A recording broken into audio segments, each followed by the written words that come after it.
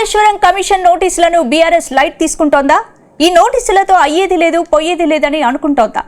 ఒకవేళ కమిషన్ పట్టుబట్టి మరీ కేసులు పెట్టినా తమకే ప్రయోజనం జరిగే అవకాశం ఉందని భావిస్తున్నారా? అందుకే ఈ నోటీసులను మాజీ మంత్రి కేటీఆర్ లొట్టపీసుగా చెప్పడం వెనుక కారణం ఏంటి?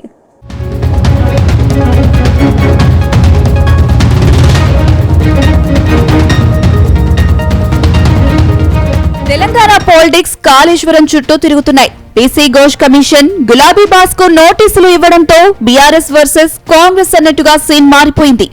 1,00,000 కోట్లు ఖర్చు చేసి తెలంగాణ ప్రయోజనాల కోసం ప్రాజెక్టు నిర్మాణం చేపడితే కాంగ్రెస్ పార్టీ దుష్ప్రచారం చేస్తుందని బీఆర్ఎస్ పార్టీ ఆరోపిస్తుంది.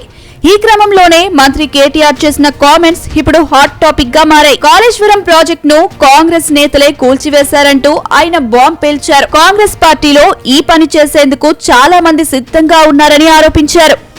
అయితే కాళేశ్వరంపై జరుగుతున్న అసత్య ప్రచారంపై త్వరలోనే నిజాలు చెప్పుకొచ్చారు. అంతకుముందు గులాబీ బాస్ కేసీఆర్ తో సమావేశమైన హరీష్ రావు నోటీసులపై ఏం చేద్దామని ఆలోచన చేశారు. విచారణకు హాజరవ్వాలా, మరోలా స్పందించాలా అనే అంశంపై ఇద్దరు చర్చలు జరిపారు.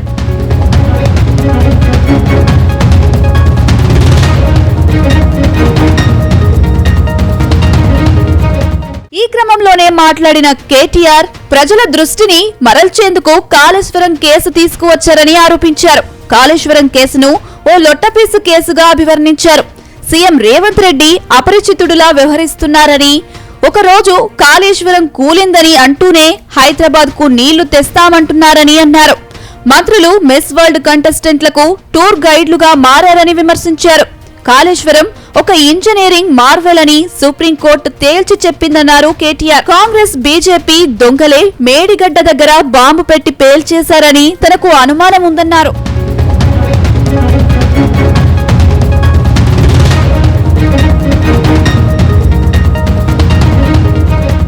కాళేశ్వరం విషయంలో అక్రమాలు జరిగాయని జస్టిస్ పీసీ ఘోష్ నేతృత్వంలో విచారణ కమిటీ ఏర్పాటు చేశారు. ఆ కమిషన్ గడువు 2 నెలలు పొడిగించి కేసీఆర్, హరీష్ రావు, ఈటెల రాజేందర్లకు నోటీసులు ఇప్పించారు.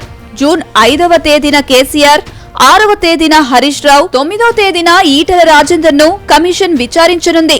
అయితే కమిషన్ విచారణతో అయ్యేది లేదు పొయ్యేది లేదని కేసీఆర్ భావిస్తున్నారట. గతంలో అనేక కేసుల్లో విచారణ కమిటీల పేరుతో కొండను తవ్వి ఎలకను పట్టిన చందంగా విచారణలు సాగాయని కేసీఆర్ చెబుతున్నారట. అసలు పీసీ ఘోష్ కమిషన్ అంతా పవర్ఫుల్లా అని ప్రశ్నిస్తున్నారట. అసలు విచారణకు వెళ్లకపోతే ఏం జరుగుతుందో చూద్దామంటూ భావిస్తున్నారని తెలిసింది.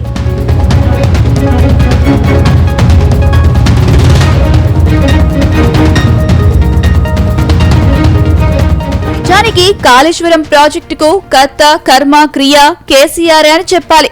అప్పట్లో ప్రాజెక్టు నిర్మాణ సమయంలో ఆయన ఓ చీఫ్ ఇంజనీర్ గా పనిచేశారు. ప్రాజెక్టు నిర్మాణం పూర్తయ్యే వరకు అన్ని తానే వ్యవహరించారు. ఆ సమయంలో నీటిపారుదల మంత్రిగా చేసిన హరీష్ రావుతో పాటు ఆర్థిక మంత్రిగా పనిచేసిన ఎంపీ ఈటెల రాజేందర్ కు నోటీసులు జారీ చేశారు. తాను హాజరవుతానని రాజేందర్ ప్రకటించారు.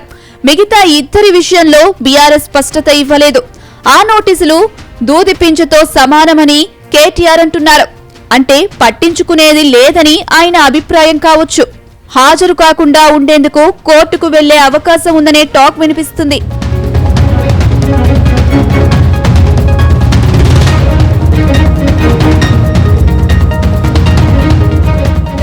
తెలంగాణలో ప్రభుత్వం మారగానే ఛత్తీస్గఢ్ నుంచి తెలంగాణ చేసిన కరెంటు కొనుగోలు ఒప్పందంపై విచారణ కోసం జస్టిస్ నరసింహారెడ్డి కమిషన్ ఏర్పాటు చేశారు. ఆయన ప్రెస్ మీట్లు పెట్టి ఆరోపణలు చేస్తున్నారని కేసీఆర్ సుప్రీంకోర్టుకు వెళ్లడంతో విచారణ కమిషన్ చైర్మన్ ను మార్చారు. జస్టిస్ మదన్ లోకూర్ ను నియమించారు.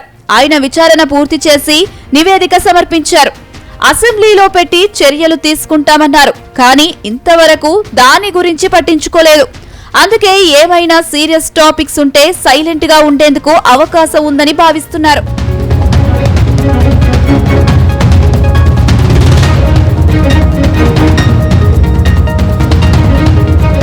మొత్తం మీద జస్టిస్ పీసీ ఘోష్ కమిషన్ కాళేశ్వరం అవకతవకలపై త్వరలోనే ఓ నివేదిక సమర్పించే అవకాశం ఉంది. ఇప్పటికే విచారణ ఎదుర్కొన్న వారంతా కేసీఆర్ పేరు చెప్పినట్లుగా ప్రచారం జరిగింది.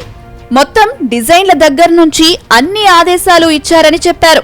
అయితే అందుకే కేసీఆర్ కు ఆ బాధ్యత అధికారికంగా లేదు. ఎవరి పని వాళ్ళు చేయాలి, అది అధికారులు చేయలేదు. దానికి బాధ్యత తీసుకోవాల్సింది వాళ్లే నిందితులవుతారు. కేసీఆర్ చెప్పాడని తాము చేశామని తప్పించుకోలేరనే టాక్ వినిపిస్తుంది. మొత్తానికి కమిషన్లు తప్పులు ఎక్కడ జరిగాయో విచారణ చేసి నివేదికలు ఇవ్వగలరు, కానీ చర్యలు తీసుకోలేవని బీఆర్ఎస్ అధినేత చెబుతున్నారట. ఏది ఏమైనా కాళేశ్వరం కమిషన్ తనను వేధిస్తున్నారని విపక్ష నేతలు ప్రచారం చేసుకుని రాజకీయ లబ్ధి పొందడానికి ఎక్కువ అవకాశం ఉందనే టాక్ వినిపిస్తుంది.